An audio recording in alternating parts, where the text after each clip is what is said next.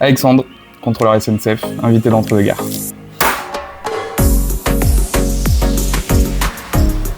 Bonjour Alexandre. Bonjour. Bienvenue à Entre-deux-gares. Alors, première question, pour mettre dans l'ambiance. T'es qui? D'où tu viens? Et c'est quoi ton délire dans la vie? Mais je m'appelle Alexandre, je viens de Bordeaux, j'ai toujours grandi à Bordeaux, donc vrai bordelais, pays de la chocolatine bien évidemment. Mon délire dans la vie, c'est faire la fête. Étonnant. Voilà. D'accord, ok. Et du coup, la fête, tu l'as fait à peu près où? Dans quoi? Comment t'appelles qu'est-ce que t'appelles faire la fête en fait? Eh bien la fête, c'est les amis, c'est les copains, une bonne bière. À la bière. Ouais, et voilà, tous Ok. les copains. D'accord, ok. Donc, tu t'es réveillé un jour et tu t'es dit, tiens, pourquoi pas, je vais aller bosser à la SNCF. Eh bien c'est un peu ça, en fait, mon ex-copine avait des parents cheminots et je me suis dit j'aime bien ce monde quand même. Et donc j'ai commencé par faire junior et compagnie. D'accord. Donc ça m'a attiré le milieu ferroviaire et je me suis dit allez pourquoi pas, je me lance. Et là j'ai signé mon premier CDI. Pour ceux qui connaissent pas, Junior et compagnie, c'est quoi comme service? Donc c'est un service où les parents peuvent envoyer leurs enfants en train. Donc c'est un service qui est proposé par la SNCF et en fait on est des animateurs diplômés et on accompagne des enfants d'un point A à un point B entre 4 et 14 ans. Ok, avec un quota de perte forcément. Exactement. Donc du coup, tu te disais, franchement, après avoir eu cette expérience à Junior Eco, le monde ferroviaire, ça te convient. Ouais. Et Exactement. pourquoi pas en plus rentrer dans une grosse boîte avec la sécurité de l'emploi, les avantages. Exactement. Après, donc j'ai fait junior et compagnie et je me suis dit, c'est une entreprise qui pourrait m'intéresser. Je sais qu'il y a une grosse capacité d'évolution dans l'entreprise. Et je me suis dit, go, faut y aller. J'ai trouvé une annonce sur Pôle emploi et ça s'est fait comme ça. Donc du coup, en fait, ça s'est fait naturellement, quoi. Ça s'est fait naturellement, ouais. Et donc du coup, ton premier poste à la SNCF, c'était quoi? Alors mon premier poste à la SNCF, du coup, ça a été vendeur, donc au guichet à Bordeaux. Ouais. En tant qu'intérimaire, bien évidemment. On y reviendra peut-être après, mais la précarité de l'emploi. Donc j'ai commencé intérimaire, puis au bout de 8 mois, j'ai signé mon CDI, donc en octobre 2020, au sein de la SNCF au guichet. D'accord, ok. Et t'en gardes quel souvenir de ce premier jour, ce baptême du feu au guichet, t'as ouvert ton comptoir tout seul? Eh bien, beaucoup de stress. C'est la première fois, c'est comme partout, et dans tout. Beaucoup de stress, mais après, bon voilà, ça s'est bien passé. Puis de toute façon, il faut toujours commencer un jour. Et puis voilà, aujourd'hui, donc j'ai évolué et ça fait 5 ans que je suis dans l'entreprise. Et voilà. Ok. Donc du coup, quand t'es rentré au guichet, tu t'es dit que t'allais faire carrière là-dedans ou comme tu as dit tout à l'heure, tu voulais éventuellement évoluer. Qu'est-ce qui t'a fait basculer? Parce qu'aujourd'hui, t'es contrôleur. Qu'est-ce qui t'a fait évoluer vers ce métier de contrôle? Alors honnêtement, je suis rentré dans l'entreprise, on était en pleine période du Covid, donc forcément pas une période simple. Après, je me suis dit, de toute façon, je vais pas rester toute ma vie au guichet, et puis j'aime bien le changement, on va dire. Donc c'est vrai que j'avais pas pour projet de rester toute ma vie au guichet. Ouais. Après, pourquoi contrôleur? C'est une opportunité que j'ai saisie, et donc ça reste un peu dans le même métier aujourd'hui, où c'est la relation client, etc. Mais c'est vrai que je suis rentré au guichet, je me suis dit c'est impossible que je fasse ça toute ma vie, déjà par rapport à la pression managériale, dans un premier temps, la pression des clients aussi, qui n'est pas la même à bord, et puis toutes les situations compliquées qu'on vit au quotidien au guichet, donc forcément, au bout de 4 ans, j'ai dit c'est le moment de changer, quoi. Ouais. Et t'as pas subi la restructuration? C'était... Alors, j'ai plus ou moins subi la restructuration parce qu'en fait, quand je suis arrivé, il y a 11 postes qui ont été supprimés. Moi, 6 mois après, j'arrive, je signe mon premier CDI, donc c'est vrai que c'était un petit peu compliqué avec les collègues. Et avec du recul, je me suis dit, je comprends leur combat. C'est-à-dire, il y a 11 postes qui sont supprimés, on leur demande de se réorienter, etc. Et au final, nous, derrière, on nous recrute parce que les plannings n'ont pas été respectés, n'ont pas été corrects. Et après, donc moi sur ma fin, au moment où je suis parti contrôleur, il y a énormément de... On sait avec la concurrence, etc., que les postes vont être à terme supprimés. ou non remplacé. Donc c'est pour ça que je me suis dit il faut que je parte et c'est le moment de partir. Et j'ai saisi une opportunité que j'ai eue, donc je suis parti.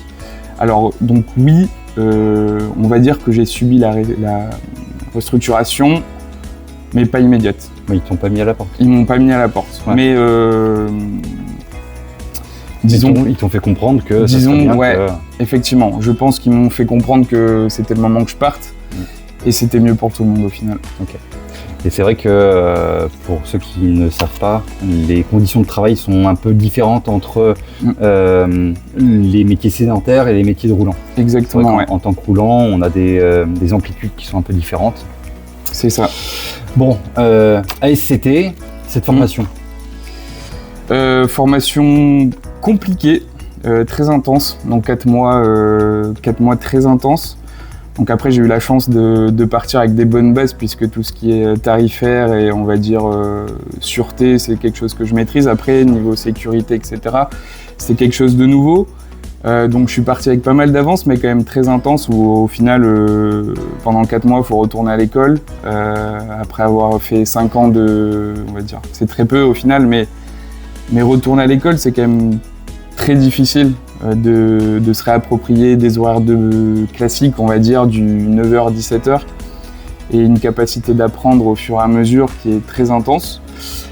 Mais une très bonne expérience, par contre, si c'était à refaire, je ne le referais pas. D'accord. Et c'est vrai que les conducteurs de train, c'est 1 an de formation, ouais, c'est plus long à la SNCF, à l'exécution. Les contrôleurs, c'est 3 mois.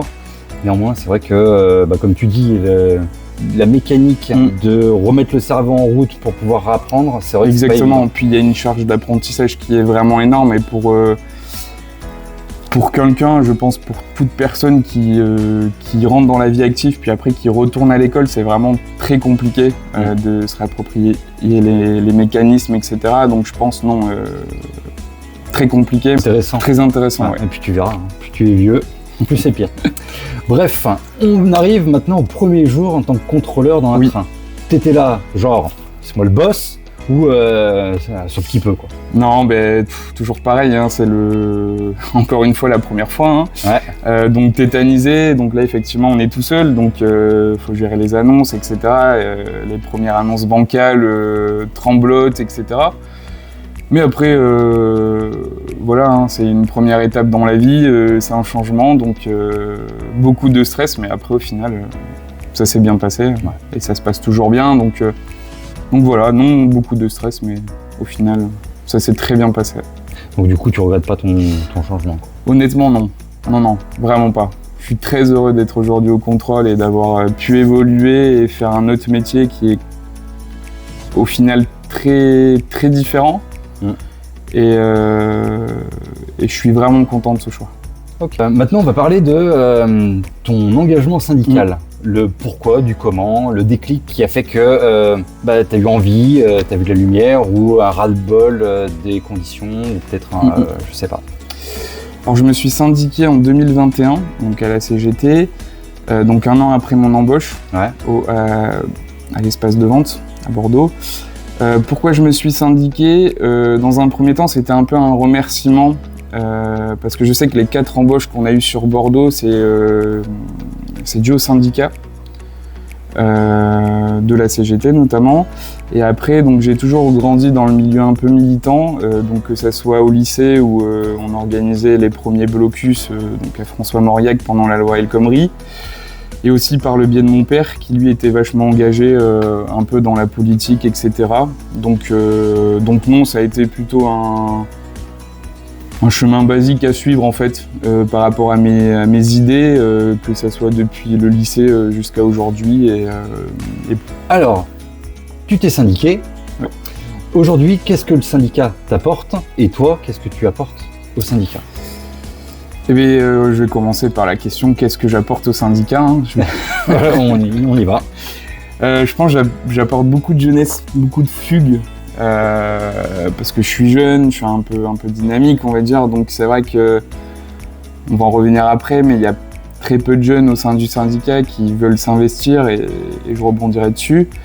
Après, je suis très altruiste, donc j'aime beaucoup aider les autres. Notamment sur mon ancien chantier, donc à l'espace de vente.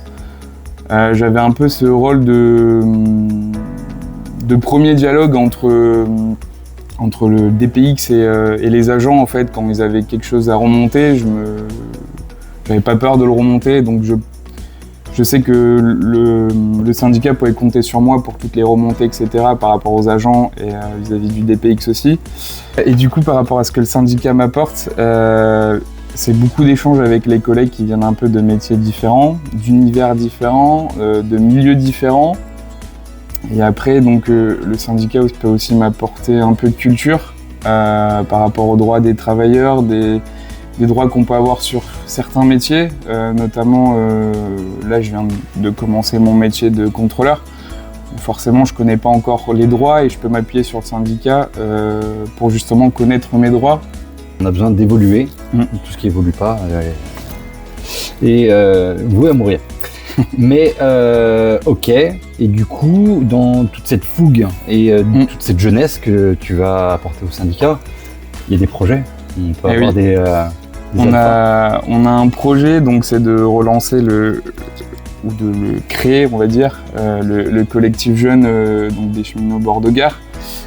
Avec une camarade, on essaye vraiment de le relancer. On vient de créer un logo avec un univers un peu décalé, Simpson, donc ça peut faire rire et ça parle un peu à tout le monde. Là, on a pour projet de potentiellement faire des stickers aussi et donc les mettre en prix libre ou on n'a pas encore trop décidé à la fête de l'humanité et tous les bénéfices seront reversés à l'ONCF. Donc c'est des choses, je sais, qui tient à cœur un peu à tout le monde. Donc pour ceux qui ne savent pas, l'ONCF, c'est les orphelins, donc les pupilles des cheminots. Okay. Donc voilà, c'est une cause qui me tient à cœur aussi, parce que dans mon entourage, il y a des gens qui sont partis très tôt, qui ont laissé des enfants, etc. Donc forcément, c'est une cause aussi qui me tient à cœur. Et donc je me dis que pour dynamiter ce collectif jeune, ça peut être intéressant. Et voilà. Ok. Donc c'est vraiment le gros projet actuellement. Après, c'est de relancer un petit peu tout ce qui est communication. Donc de faire un syndicat un petit peu plus jeune, un peu plus dynamique. Parce que c'est vrai que c'est un peu l'image du syndicat qu'on a dans tous les syndicats où c'est un peu vieillot, un peu vieille méthode et tout. Donc c'est vrai, nous on essaye à bord de gare de casser un peu les codes et de créer quelque chose de nouveau. Ah, c'est vrai qu'on a le stéréotype à la CGT du vieux moustachu qui se plaint avec le café, le saucisson, la baguette. Voilà. Non, mais on est dedans, hein, on est dedans. Et effectivement, il y a pas mal de boulot pour ça, enfin à faire avec ça. Donc du coup, on rebondit là-dessus. Si tu croises un jeune et qui te dit le syndicat c'est vieux, c'est pour les vieux, ou ça sert à rien, tu dirais quoi? Alors aujourd'hui c'est vrai, honnêtement c'est une réalité, et moi je le vois même dans mon entourage personnel. Quand je dis que je suis syndiqué, les gens sont là en mode ouais mais pourquoi t'es syndiqué, c'est un peu ancien, machin truc. Je fais non mais en fait c'est la première source de connaître nos droits, aussi forcément nos devoirs. Mais c'est quelque chose aussi qui apporte beaucoup d'échanges, de connaissances aussi. Ça permet de s'enrichir. Et puis, aujourd'hui, je vois nombreux de jeunes viennent me poser des questions en mode est-ce que ça c'est réglementaire, est-ce que ça c'est réglementaire. Je dis écoutez les gars, si je suis pas syndiqué aujourd'hui, j'ai pas de réponse à vous donner en fait. Donc forcément. Et je pense que c'est la société actuelle qui fait que les jeunes ne se sentent plus concernés, mais selon moi, il y a quand même un virage qui est en train de se prendre où les gens, notamment les jeunes, se sentent de plus en plus concernés, notamment par la politique globale actuelle en France, ou même dans le monde. Hein, on voit avec Gaza où les gens se sentent de plus en plus concernés. Mais il y a encore un peu cette limite où les jeunes ne franchissent pas le pas du syndicalisme en fait. Pourquoi ? Je pense parce qu'ils ont peur aujourd'hui de la direction. Et je parle pas que de la direction SNCF, c'est dans tous les corps de métier. Les gens ont peur de franchir cette barrière en fait, peur d'être mal vus, peur de plus avoir de primes ou aucune idée. Donc c'est vrai que c'est compliqué de casser cette barrière et en fait quand on est recruté, on nous dit ouais le syndicalisme, attention, ça peut être dangereux, alors que pas du tout. C'est vraiment pour protéger nos droits et nos conditions de travail, quoi.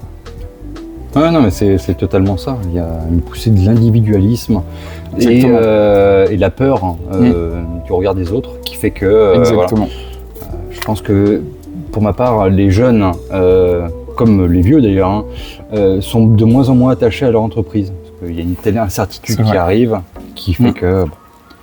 Et pour finir, s'il y avait un bouton magique à la SNCF pour changer un truc, boum, ça serait quoi?